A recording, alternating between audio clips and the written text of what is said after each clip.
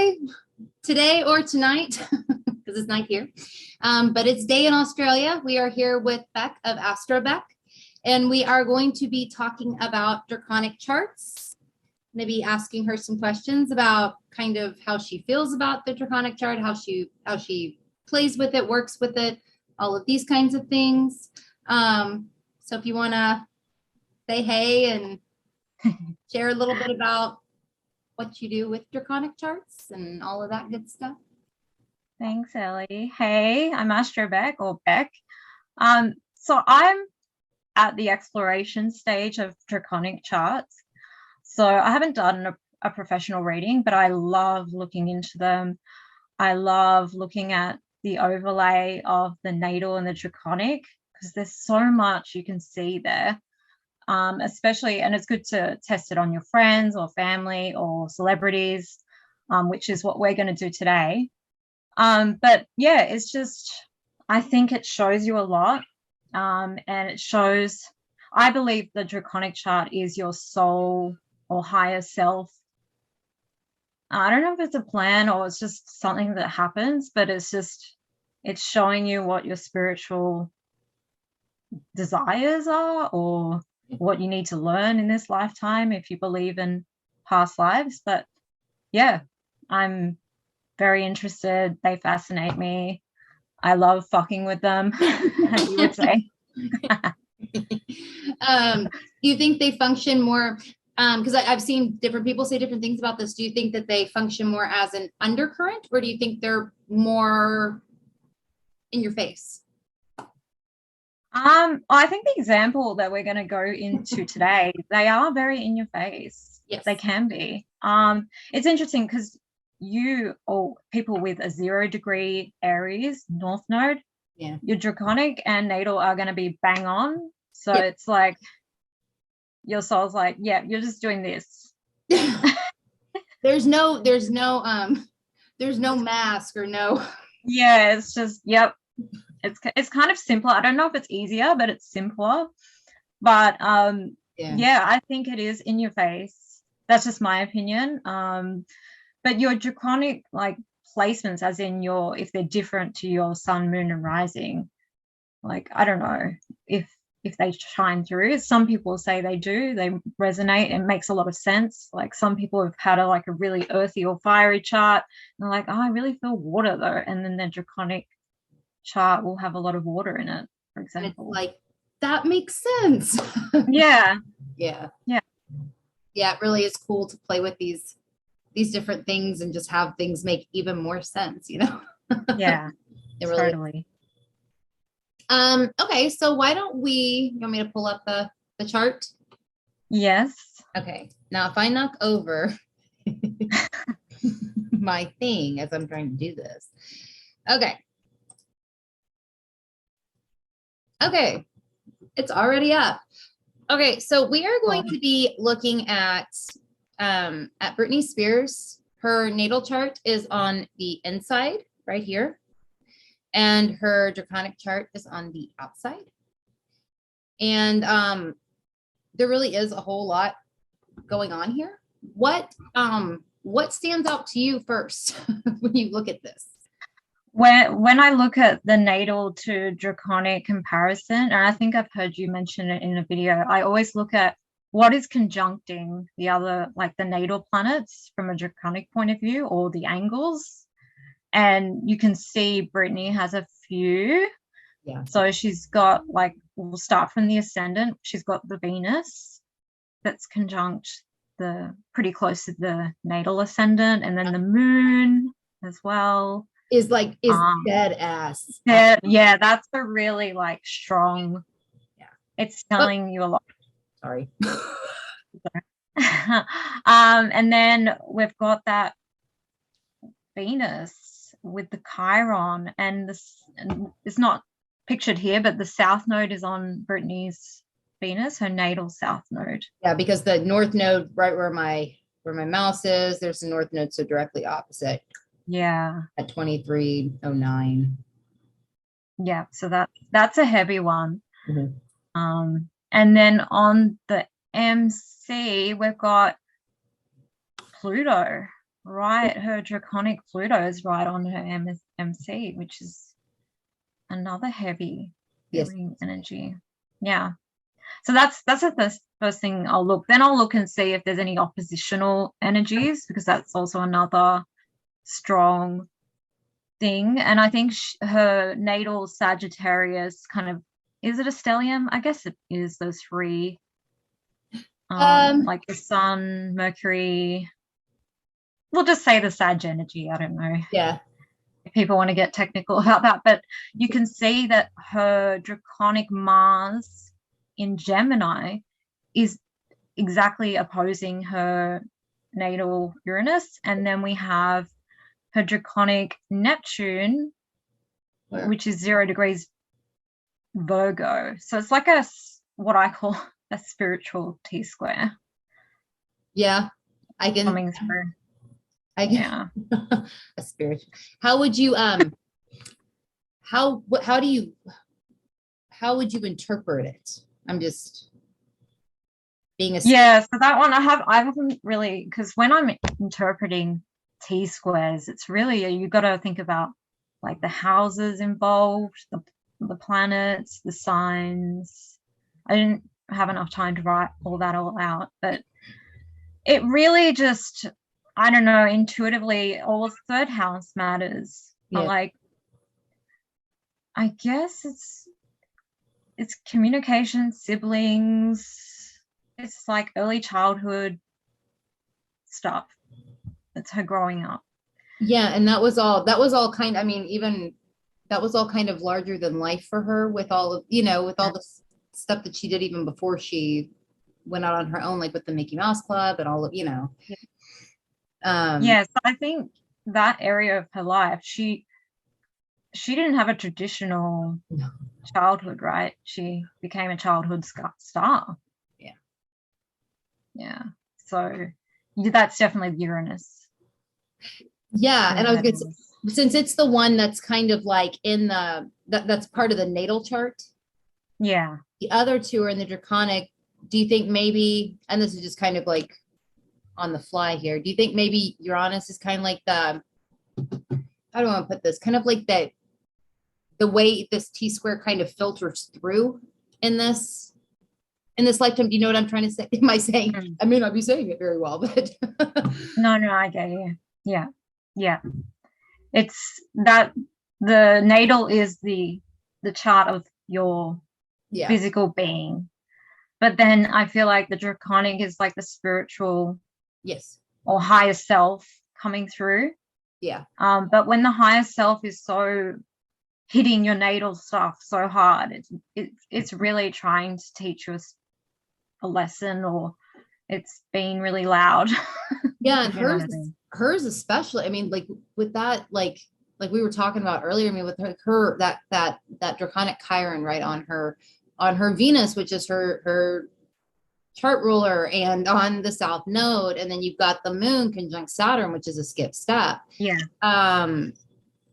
Her nodal axis really is lit up through the chart. Like that's some shit that she maybe wanted to come here and really work through this time around. Totally. Yeah. There's just so much stuff going on. So should we just go around the chart, or should we start with that Chiron? Start with that, because it's her chart ruler, her natal chart ruler, that's really been lit up by that Chiron. Or I don't know if lit up's the right word. Chiron, I lit up. That totally works, but it's also like Chiron. When I look at like natal or Draconic conjunctions to natal planets, it's like that natal planet is a vehicle for that Draconic energy to kind of come through. Yeah. Which makes that Venus feel painful. Yeah. So the Venus is very much a part of her nodal axis. Oh yeah. It's kind of, it's square Pluto in the natal chart as well. So her Venus is kind of not happy. Not a happy Venus. No. Would you say it? Yeah. And No. especially it's in the 4th house, which is your Core. the house of home and family and your roots, essentially. Yeah. And so when I put down my notes, I saw it. Well, her story is pretty public. Yes, it is. It is like she was used by her father, especially as a workhorse. Yeah. To get money. He just saw dollar signs around her. That's just my interpretation. I don't know if that's really how it is. I don't know, because there's elements that we don't see. Yeah. But that's just like he put her to work. Yeah. Yeah. That's kind of that's the way right or wrong, that's how I interpret it. Yeah. Because she was in a conservatorship. And I even saw a quote thing along the lines of, her dad said this about Britney, that she's a wild horse that has to be tamed, which is a horrible thing to say about your daughter. That's so gross. I haven't seen. That's gross though. So gross. I just saw that quote and I'm like, I'm not surprised. Like if he said something like that, it's just really inhumane. Let me ask you something. Do you think that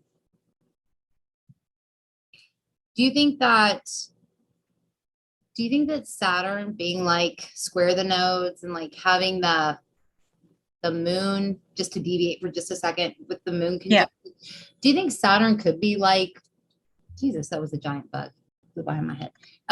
Do you think Saturn could be like, do you think Saturn could represent her dad here? And like the moon is trying to, I don't want to put this, almost like balance out all that masculine, like the masculine energy that's like trying, you know what I mean? Like trying to. It could be. Saturn is, it is linked with the father. It's kind of like an authority figure. Because I think her father, she didn't have like it sounded like he was just an authority figure, like he was missing a lot in her childhood and then he just came in as her manager. Yes. And like you said, like saw dollar signs and he just saw as, I can make money from her, she's a resource.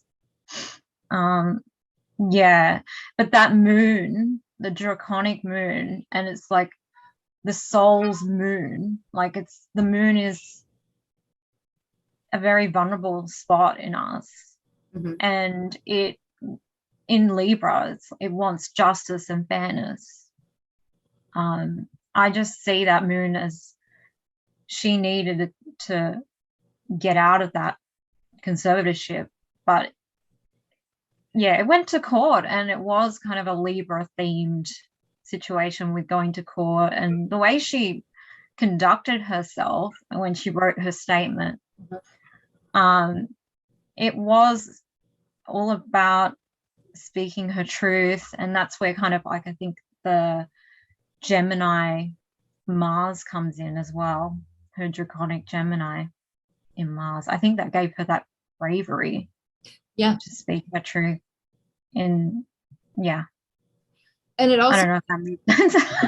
No, I like where you're going with that, because that makes sense. When you think about it, like well, it's not necessarily random that she chose to do it when she did it. It had gone on for so long that there were people that felt like it was kind of like random to do it. You know what I mean? Like, why not do it earlier? Why not? And I do wonder if that draconic Mars opposite Uranus, even, you know what I mean? Like, because I know Uranus can be kind of random too. Because I think Britney was in that situation for so long, and she was threatened, wasn't she, by her father in a way, like if you don't follow what I do, I'll take away your children. It was kind of like that was held over her. Yes. So I just felt like that she had to like play it fair all the time and please everyone. And that's kind of like the draconic Venus coming through the ascendant. It's like this, you've just got to be sweet and play it fair and sweet, because you're protecting yourself that way. And so because if she blew up, if she got angry, she would have lost a lot. Like, she ended up having a lot of public support. It was kind of the Free Britney movement that helped her, that enabled her. Yeah, it was that seemed to, I can't remember when exactly did that start. Like it was in the was it in the pandemic? Yeah, I think it was maybe like 2020 perhaps. It started picking up speed or whatever. Yeah, so that's where I see like the Leo, her Leo draconic sun, and it's over her 11th house, which is the 11th house of, you know, groups, and I just see that as the public support. She's kind of, even though she's vulnerable and she's flawed, she is very loved by the public. People love her. Yeah. And they really felt sorry for her, and yeah,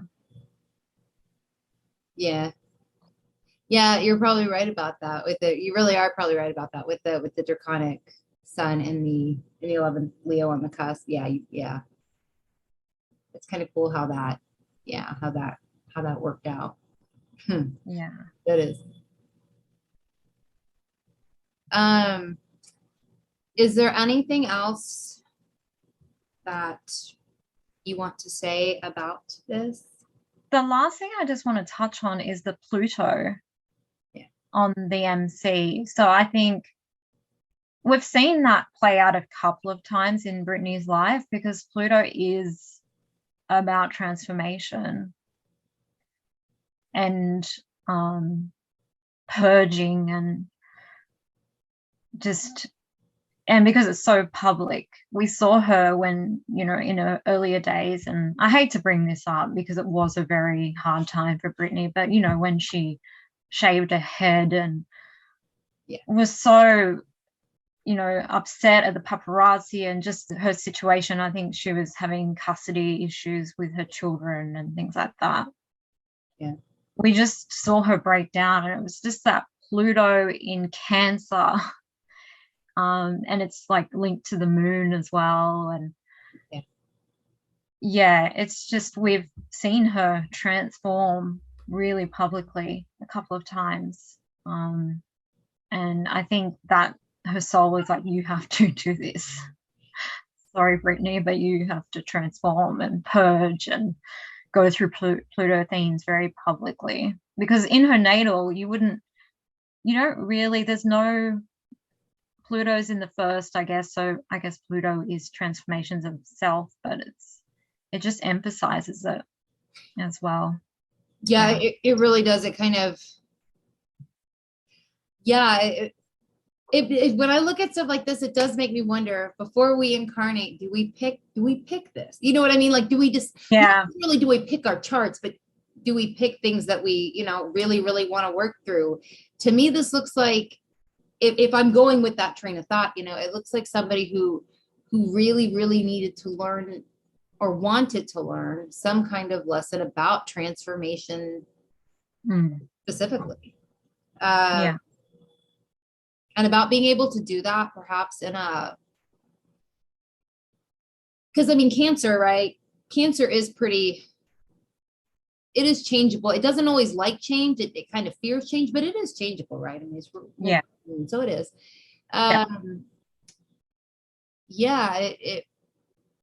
It's like, I want to get comfortable with change. I want to get comfortable with transformation. And then it's like, okay, this is what you want.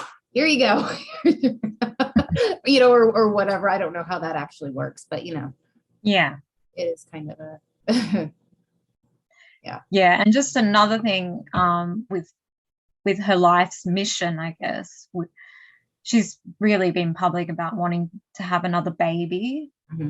And so Cancer is very much linked to motherhood and the moon as well. So we'll see how that all plays out. And I hope all the best for Britney when it comes to her having another child. But it feels like during that conservatorship, you can see Saturn and Jupiter or the draconic Saturn and Jupiter. The Pluto's the midpoint of that. You can feel this like restriction around her life mission, even though it's Jupiter, but the Saturn and Pluto, it feels like that she wanted that for so long. And obviously her dad, again, the father, prevented that for her. Yeah. And I just think, it's just very sad, actually. Maybe I know she wants, I know she's talking about biological kids. I wonder though with her moon in Aquarius, I wonder if there could be any, I don't know, adopting or you know what I mean, or any, I don't know. Or surrogacy or family a little different, like a unconventional. I know that's probably not what she's thinking. She's wanting like to actually. I think she likes the whole pregnancy experience, and you can tell that. But I don't really. Have you kind of predicted pregnancies in astrology, or are you able to do that? Or? Predicted pregnancies. You can look at certain like progressions, certain transits. I would have to take a look at that kind of stuff. It's hard to see it here. But I could more I like predict ideal times, perhaps. Okay. Like where the moon is.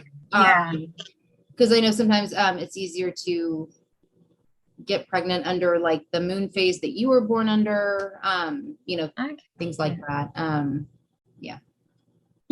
That's cool. So even she could even utilize stuff like that. Britney should get a reading from you. But really with the moon in Aquarius and in the house in the fifth house with children, utilizing something different to try to conceive might not be a bad idea. She's got the means, I think. I would hope. But it's just super fascinating. I think we could talk for hours on this one, but I think we've hit the main aspects. There's just a lot going on there. That's a very good example of a draconic to natal synastry and how to kind of understand what it's saying, what the story is. Yes. Oh, absolutely. Yeah. No, this example is really like a prime example of like, because there's just so much going on here. Well, I guess then I will go ahead and we'll go and jump off. But I will link this chart also if you want to check it out. I'll link it to the description box below. If anybody has any comments about this or wants to throw in things that they notice or whatever, leave them below. And Bec, if you want to say where you can be found, you want to? I'm AstroBec, and you can find me on Instagram, Facebook, and YouTube. Go check her out. And I'll put where you can. I'll link that too below. Oh, thanks. All right. Well, thanks for being here. I had fun. I enjoyed having you. Thanks for having me. And I will see all of y'all later. Thank you. Bye. Bye.